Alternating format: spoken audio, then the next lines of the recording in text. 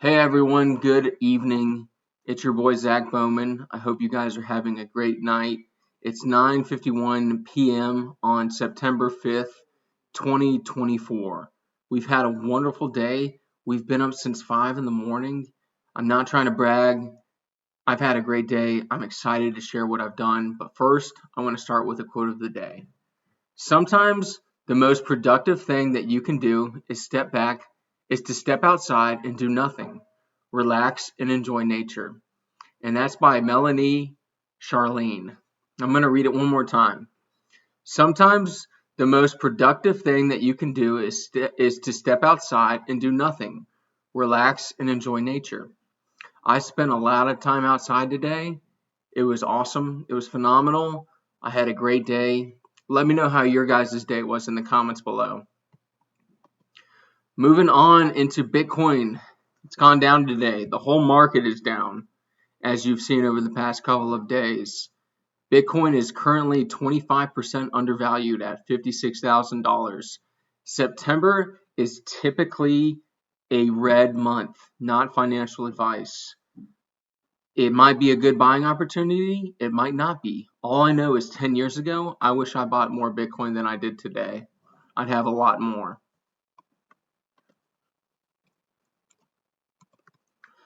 Moving on into X or Twitter.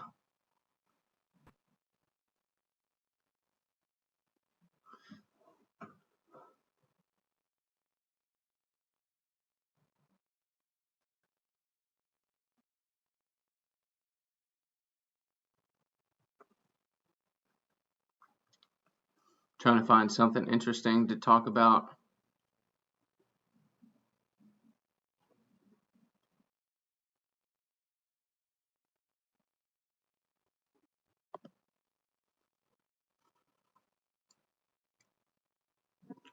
I don't want to sign up.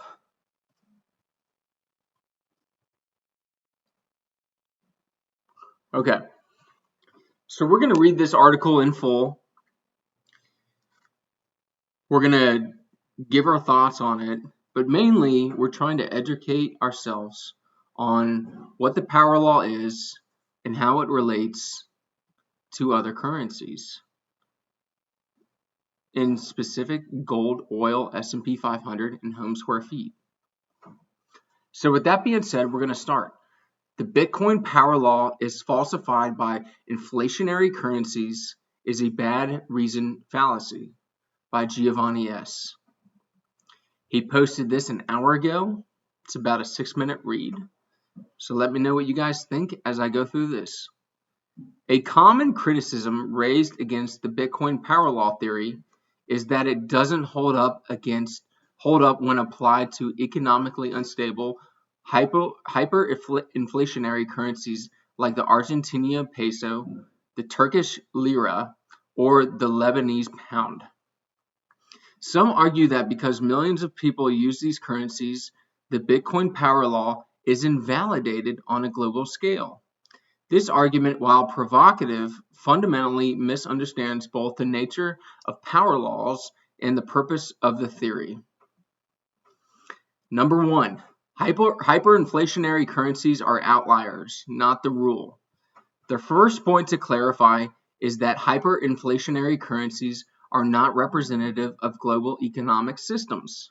Currencies like the Argentinian peso and Turkish lira are economic outliers, experiencing extreme levels of inflation due to complex set of factors including poor fiscal policy, political instability, and loss of confidence in the government.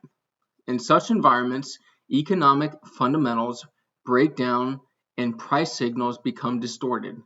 This is why these currencies cannot be used as reliable units of measurement for long-term analysis.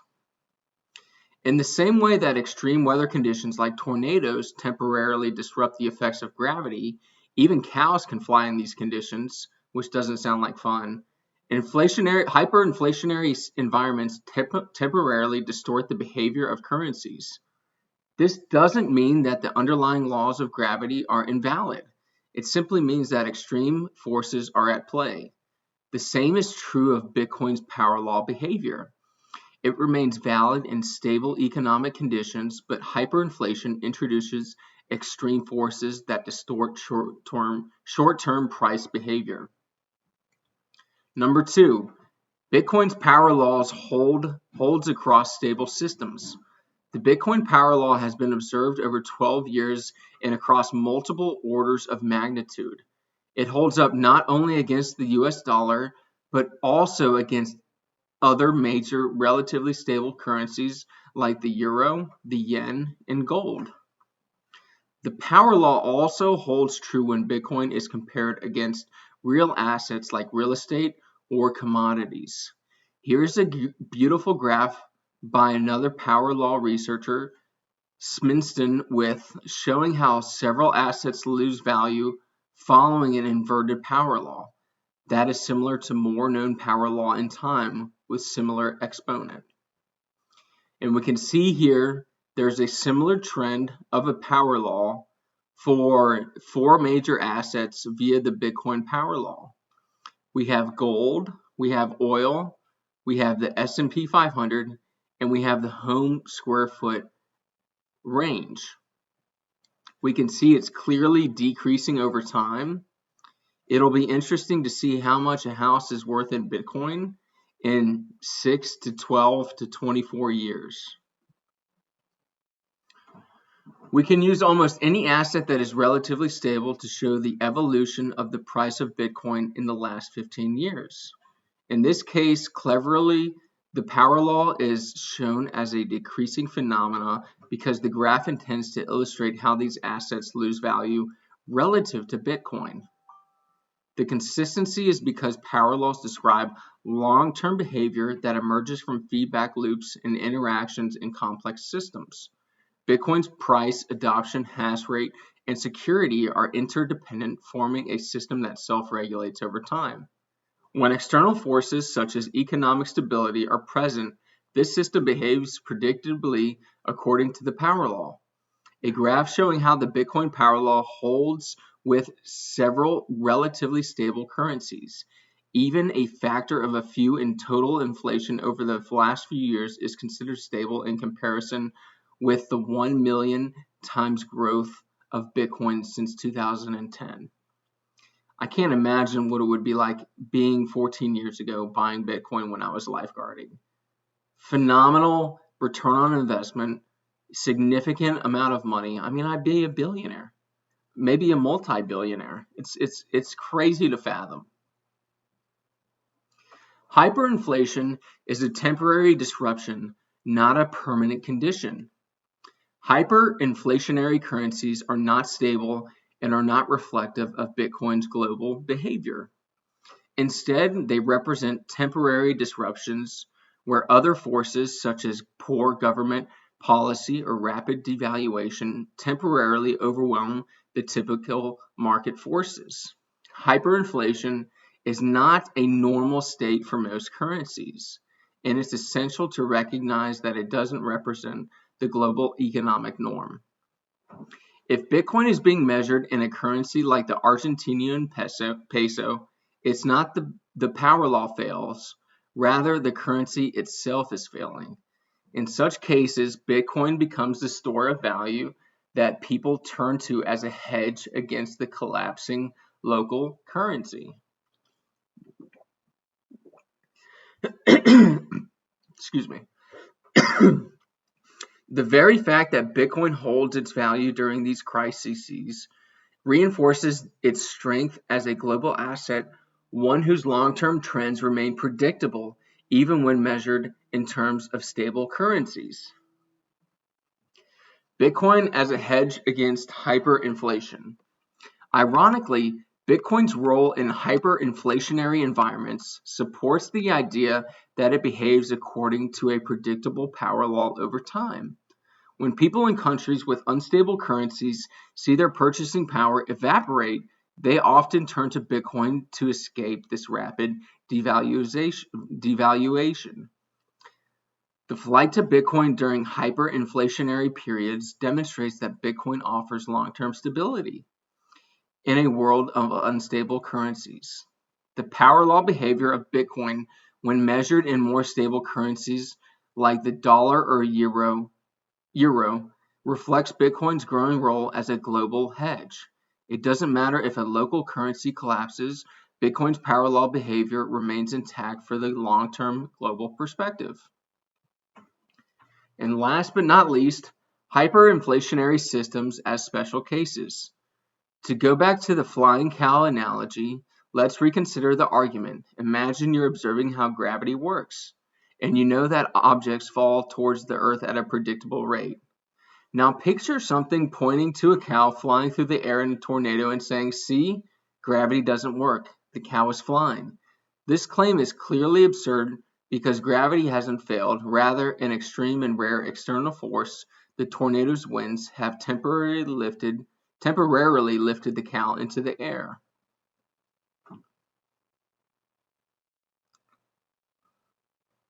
I'm going to skim through the rest of this and get to the conclusion. The power laws still hold. The argument that Bitcoin's power law is broken for people using hyperinflationary currencies ignores the broader context of Bitcoin's behavior on a global scale. Hyperinflationary environments are special cases, not the rule. They don't represent the global behavior of Bitcoin's price, adoption, or other key metrics. In fact, the power law theory becomes even more significant when you consider Bitcoin's role as a store of value in these environments. People turn to Bitcoin as a hedge when local currencies fail, proving that Bitcoin's long-term predictability is valuable even during extreme economic instability. The core point remains.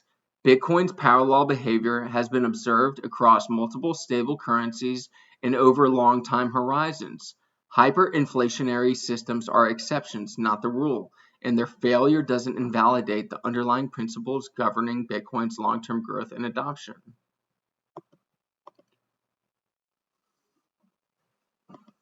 It's a great article. See if there's anything else interesting before we let you guys jump for the night.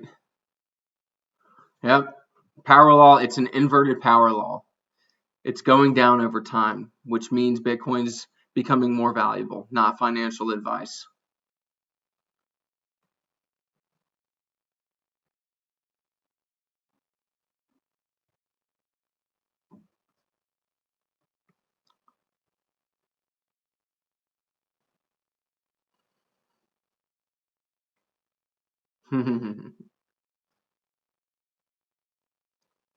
No, the leader of Venezuelan opposition says, "We are grateful for the lifeline that Bitcoin provides and look forward to embracing it in a new democratic Venezuela." Yeah. I'm telling you, the rest of the world is going to embrace Bitcoin before the USA does. Not financial advice, but look at what El Salvador is doing. They're buying one Bitcoin every single day. It is phenomenal what they're doing. And if it takes off and becomes the new currency and people start using digital assets instead of, paper that doesn't mean anything, it's going to be really interesting what the world wakes up to one day.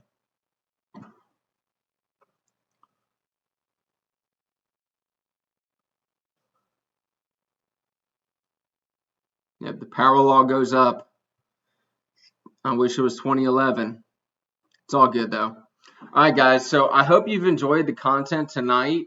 I wanted to make a video. I've been really busy with work, so if you're wondering what's been going on with me, I've just been working a lot. So we've got up early today, and I want to finish off with a quote of the day. Sometimes the most productive thing that you can do is to step outside and do nothing. Relax and enjoy nature, by Melanie Charlene. I hope you guys have a great evening. Let me know how your day was in the comments below, and we'll catch you on the next one.